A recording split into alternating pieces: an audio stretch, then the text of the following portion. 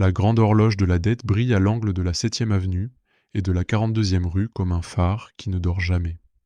36 000 milliards de dollars s'allument d'un éclat rouge et chaque seconde qui passe ajoute une somme supérieure au prix moyen d'une voiture familiale. La pluie nocturne de New York vernit l'asphalte et tandis que les taxis éclaboussent les flaques, les chiffres défilent vers le haut sans pitié, à l'image du flot d'une rivière qui ne trouve jamais de digue. Face à cette cascade lumineuse, un groupe de touristes lève son téléphone pour immortaliser le chiffre comme s'il s'agissait de la skyline, sans se rendre compte que ces nombres leur réclament une hypothèque patriotique de plus de 200 000 dollars par foyer. La scène ressemble à un spectacle urbain de plus, mais son arrière-plan est le signal d'ouverture d'une histoire qui unit géographie, mémoire et avenir en une seule trame. Dans la capitale fédérale, la nuit s'écoule en silence sous les portiques néoclassiques du département du Trésor. Là, une fonctionnaire de garde relie les rapports d'enchères qui parviendront à la presse lorsque le soleil se lèvera sur le Potomac. Les feuilles montrent une couverture en baisse. 2,3 fois l'offre lors de la dernière émission de bons à 6 mois. Il y a à peine 4 ans, la demande dépassait 3 fois le volume. Ce chiffre, froid et apparemment technique, est en réalité une photographie morale. Il révèle que l'appétit mondial pour le papier de l'oncle Sam s'érode jour après jour, poussé par une combinaison de rendements en hausse et de doutes géopolitiques que peu auraient imaginé il y a 10 ans. L'origine de ce privilège insondable est née dans les montagnes du New Hampshire en juillet 1944. Bretton Woods fut l'accouchement financier de l'ordre d'après-guerre. Un dollar devenu encre, des réserves mondiales définies par l'autorité américaine et la promesse que la devise verte serait aussi bonne que l'or pour toute banque centrale.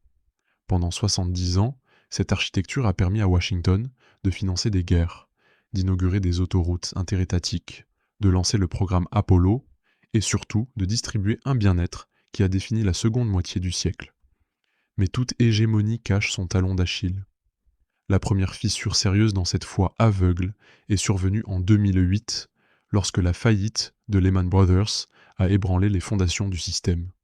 Le Congrès a approuvé 700 milliards de dollars de sauvetage, un chiffre qui paraissait impensable même après les superlatifs usés de l'ère du crédit illimité.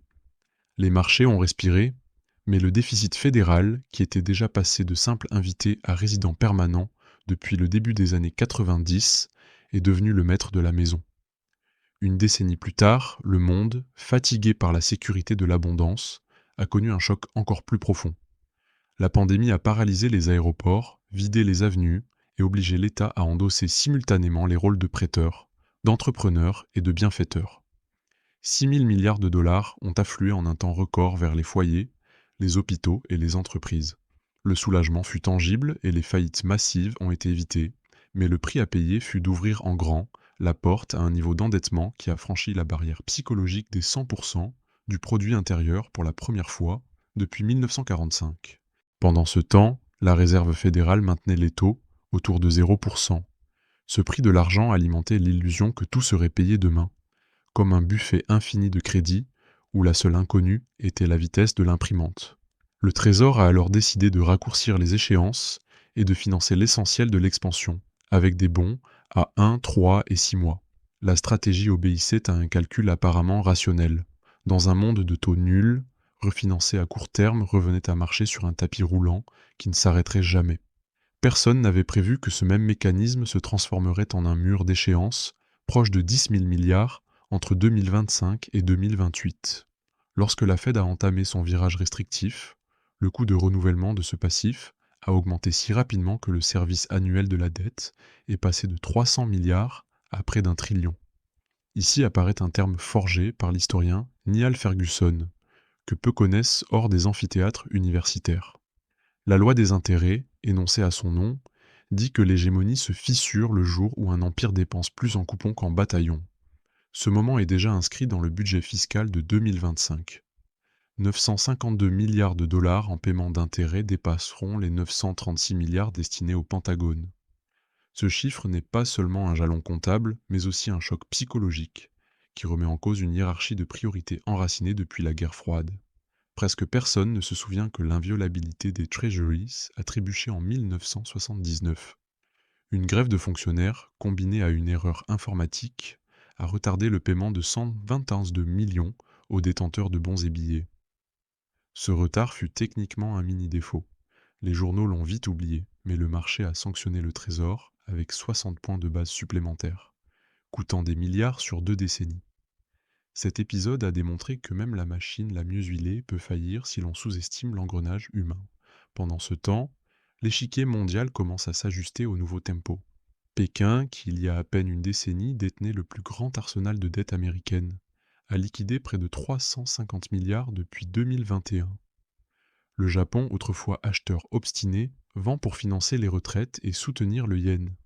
Londres réduit ses positions car il lui faut des livres pour un système de santé sous tension et un déficit accru dans l'ombre du Brexit. Le résultat se reflète dans les adjudications. Ce qui se plaçait facilement autrefois sort aujourd'hui péniblement avec un bid to cover sous 2,5 et dans les émissions à 4 semaines, on a vu des chiffres proches de 2. Ce détail anodin pour le grand public est en réalité une alerte indiquant que les grands fonds ne rivalisent plus avec l'enthousiasme d'antan. La fuite n'est pas seulement financière, elle est aussi narrative. À Tokyo, un opérateur de nuit se souvient qu'en 2014, les ordres d'achat de Treasuries dominaient la première tranche de valeur favorite sur son terminal. Aujourd'hui, ce même écran affiche des obligations australiennes et de la dette souveraine coréenne, moins liquide mais politiquement plus neutre. En même temps, dans l'Ohio, une institutrice retraitée voit son fonds indexé sur les bons fédéraux perdre de la valeur au rythme de la hausse des taux. Chaque centième supplémentaire érode son chèque mensuel avec la précision d'une goutte à goutte. Et dans les montagnes de l'Idaho, un ingénieur avance dans les tunnels abandonnés d'une mine de tungstène, convaincu que relancer ce filon signifiera un salut pour l'autonomie industrielle dont Washington a besoin dans la nouvelle guerre froide technologique. L'effet domino se fait aussi sentir au supermarché. Un dollar affaibli renchérit les engrais importés du Maroc, multiplie le prix des puces fabriquées à Taïwan et alourdit la facture énergétique de la côte Est quand arrive le brut léger saoudien. Les consommateurs qui célébraient des chèques de relance il y a à peine 4 ans découvrent que le panier de base augmente plus vite que leur salaire, tandis que le débat politique se remplit d'accusations croisées sans jamais admettre la racine commune du problème. Le coût de l'argent qui se cache sous chaque transaction. Pour le citoyen en quête de repères simples, 3 indicateurs suffisent. Si les intérêts dépassent 20% des recettes fiscales, la tentation surgira de choisir entre payer les coupons ou financer les programmes sociaux. Si la couverture moyenne des adjudications tombe sous 2, la porte s'ouvrira à des attributions vides qui obligeraient le Trésor à offrir des primes plus élevées. Et si l'écart entre obligations d'entreprise de grade A et Treasuries dépasse 250 points de base, la confiance dans la solvabilité de l'État sera objectivement entamée. 2 de ces feux clignotent déjà, et le troisième approche au rythme d'un tambour dans la pénombre. Cependant, l'histoire n'écrit pas de destin fermé. 3 voies émergent comme ligne de fuite vers 2030. La première suppose un ajustement dur, une cure fiscale qui réduit les exonérations, modifie le calcul de la sécurité sociale et gèle les postes budgétaires pendant 5 ans. Le résultat serait une inflation contenue, un dollar renforcé et une croissance anémique, comme lors du choc canadien des années 1990. La deuxième accepte la nécessité d'un impôt silencieux. La Réserve fédérale monétiserait une partie du passif et tolérerait une inflation soutenue autour de 5%.